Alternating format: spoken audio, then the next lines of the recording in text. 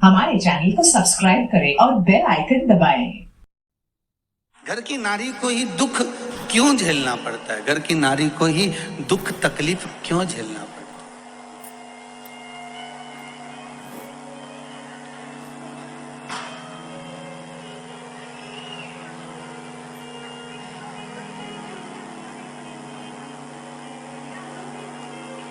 क्यों? तो कहा उसका एक कारण, घर की जो नारी होती है, घर की जो बहू होती है, घर की जो स्त्री होती है, जो नारी होती है, पूरे परिवार में, पूरे परिवार का भार तत्व जितना भी होता है, पूर्वजों का, पितरों का, आहूतों का, वासुकों का, ये सारा भार घर की नारी के ऊपर होता है। रोटी बनाकर कौन देती है? जम के बोलिए, घर की नारी। भोजन बनाकर किसने दिया? नारी ने। पितरों के लिए अगर भोजन छोड़ा गया है, कंडा पर, गोबरी पर छोड़ा गया, या ब्राह्मण को भोजन कराया गया, भोजन किसने बनाया? जम के बोलते जाओ जल्दी, नारी। पति पूजन की थाली लेकर जा रहा है, उस थाली को लगाया किसने? नारी। 50 लोग घर में भोजन करने आ रहे हैं तो भोजन कौन तैयार कर रही है? घर की नारी। बच्चों को संस्कार कौन दे रही है? घर की नारी। घर के बुजुर्गों की सेवा कौन कर रही है? घर की नारी। तो नारी पर इतना दुख क्यों लिखा होता है? तो शिव महापुराण में भगवान देव अधिदेव महादेव कह रहे हैं, सुनो वृंदा, बड़ा ध्यान लगाकर सुनना कि घर की नारी को ही दुख क्यों झेलना पड़ता है, सारी तकलीफें नारी के हिस्से में क्यों आती है, क्या कारण? अगर घर में विवाद हुआ तो ताने किसको सहना पड़ते हैं? बोलते जाओ जरा, घर की नारी। अब उसमें हम ये नहीं कर रहे हैं कि बहू को, कि सास को। नारी संबोधन में बेटी भी आ गई, नारी संबोधन में कन्या भी आ गई, नारी संबोधन में बहू भी आ गई, नारी संबोधन में सास भी आ गई, नारी संबोधन में पूरे विश्व की जो माताएं हैं, चाहे वो जगत जननी पार्वती हो, चाहे जगत जननी मां लक्ष्मी हो, चाहे जगत जननी माता आ जाती है, सबकी सब उसमें आ जाती है।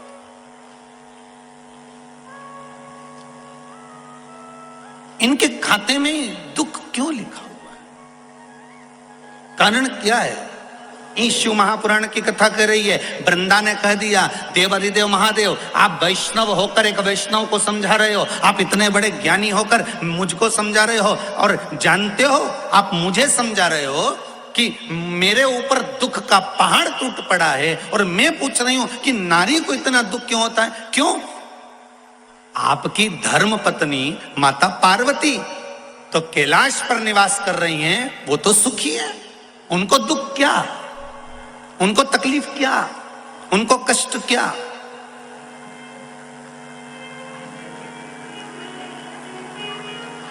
शिव जी कहते हैं, अरे वृंदा, यही तो बात है ना, कि हमको लगता है कि वो सबसे ज्यादा सुखी होगा, जो डनलप के गद्दे पर सो रहा है, जो खूब सारा आनंद का सुख भोग रहा है, जिसके पास में डनलप का गद्दा है, खूब सारे उसके पास में हीरे के सेट हैं, सुंदर सोने के सेट हैं, फिर वही वाली बात आ गई, सोफा सेट है, सोने का सेट है, हीरे का सेट है, बस आदमी अब सेट है। सेट तो बहुत सारे हैं। हमको लग रहा है कि इसका बंगला बहुत बड़ा बना हुआ है, हमको लग रहा है इसके पास में संपदा बहुत सारी है, हमको लग रहा है इसके पास में दौलत बहुत सारी है, हमको लग रहा है कि इसके पास में सोना चांदी हीरा पन्ना सब कुछ बहुत सारा है, ये डनलप के गद्दे पर सो रहा है, एसी के रूम में सो रहा है, इसको सारा सुख मिल गया है। पर कभी उसके भीतर का अगर कोई भाव जाने तो दुनिया का सबसे दुखी व्यक्ति वह भी होगा, क्योंकि उसके हृदय में कुछ ना कुछ दुख तो जरूर होगा। ये वही जान सकता है, जिसको है वो जान सकता है कि उसके जीवन में क्या दुख है। शंकर भगवान से माता वृंदा कर रही है कि आपके जीवन में, माता पार्वती के जीवन में सारा सुख है और आप मुझे ज्ञान दे रहे हो। कि नारी के जीवन में दुख तकलीफ क्यों, उसका उत्तर दे रहे हो कि प्रत्येक नारी के जीवन में दुख है।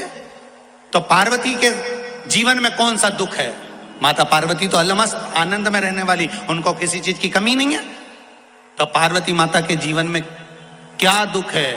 शंकर भगवान कहते हैं पार्वती के जीवन में क्या दुख है? शिव जी कहते हैं मैं एक मुख से उसका वर्णन नहीं करूंगा। नारी के दुख बताने के लिए शंकर जी उसी समय पर अपने 5 मुख रख लिए। आरती में लिखा है एका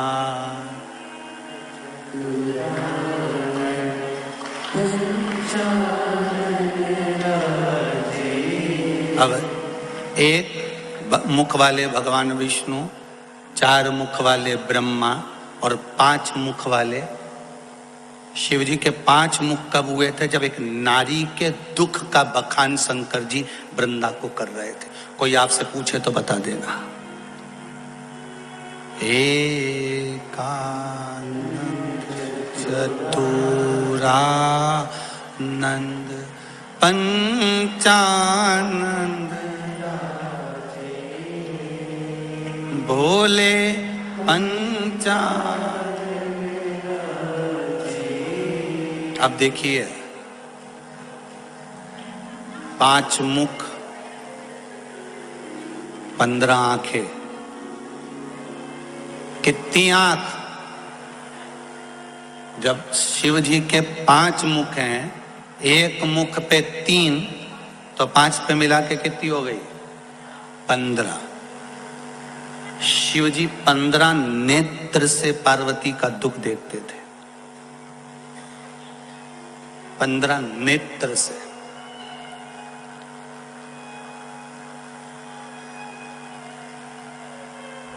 और बखानने के लिए, उस दुख का वर्णन करने के लिए शिव जी ने कितने मुख ले लिए थे?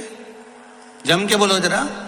5 मुख। कोई आपसे पूछ ले कि शंकर जी 5 मुखी कब हुए, उनके पंचानंद नाम कब हुआ, तो आप कह सकते हो वृंदा एक परम भगवदीय वैष्णव को जब एक वैष्णव अपने मन की बात समझा रहा है, जब उसकी घर की बात कहने का समय आया, तो उस शिव जी ने पार्वती के दुख का वर्णन करने के लिए 5 मुख धारण कर लिए।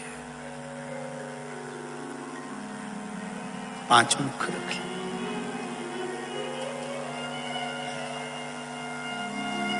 शिव जी कह रहे हैं सुनो वृंदा, 5 मुख से 5 दुख शंकर भगवान वृंदा के सामने पार्वती, क्योंकि वृंदा ने शब्द ऐसा कह दिया था कि आप मुझे समझा रहे हो पार्वती को दुख क्या है, पार्वती को तकलीफ क्या है, पार्वती को कष्ट क्या है। तो पहला दुख कह दिया था अरे ओ वृंदा, पार्वती को दुख इस बात का है कि उसके 13 बच्चे हुए पर उसके गर्भ से एक भी नहीं हुआ। ये जीवन का सबसे बड़ा दुख है। कितने बच्चे हैं शंकर भगवान के? 13।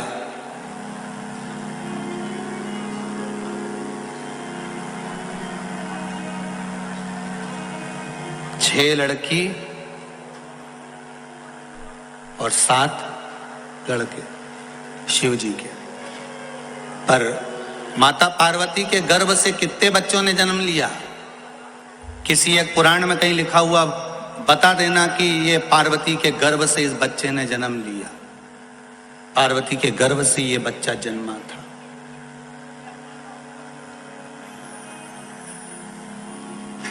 किसी एक पुराण में कहीं लिखा हो कि ये पार्वती जी के गर्भ से जन्मा है?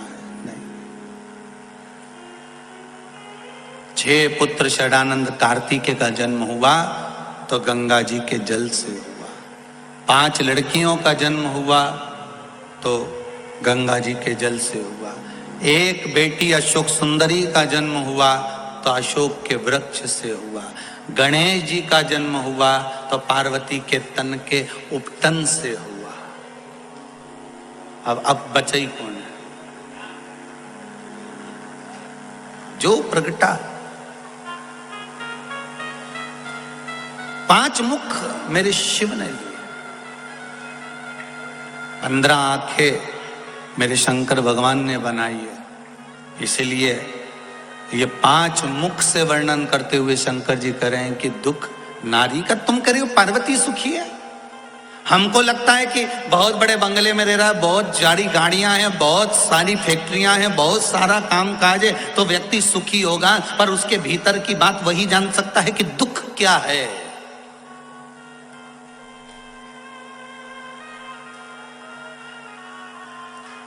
बहुत सुंदर प्रसंग है महाराज जी।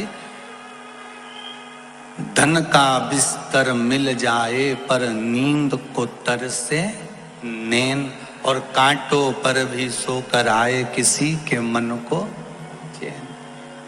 बहुत पैसा होने के बाद भी लोगों को रात को नींद नहीं आती, गोली खाकर सोना पड़ता है। और बहुत गरीब बड़ा व्यक्ति, ठेला चलाने वाला, झाड़ू लगाने वाला, सफाई करने वाला, पोछा लगाने वाला, घर में चौकीदार, नौकर, सेवक, वो आराम से फटे हुए टाट पर, बोरे पर भी सोता है तो चकाचक सोता है, उसको नींद भी अच्छी आती।